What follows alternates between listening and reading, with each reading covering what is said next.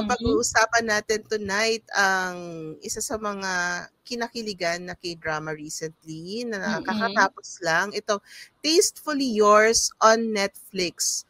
But before we discuss that, sa mga hindi pa po nakasubscribe, subscribe na po kayo sa aming YouTube channel kung kayo ay mahilig sa mga K-dramas at sa mga OPA. Kaya namin ni Hana. Ayan. And follow us on our social media accounts at Haliodorama. And eto na nga, Tastefully Yours on Netflix with 10 episodes. It's very short lang and very fast yung pacing nung story naman itong Tastefully Yours. Starring, ayan, si Kang Hanul and Go Min-shi. Sila yung pinaka-lead dyan. And sa mga naghahanap ng rom-com, dahil maraming K-drama pero yung iba mabibigat, ganon. Talagang yung mga aso namin, di ba? Nakikisabay.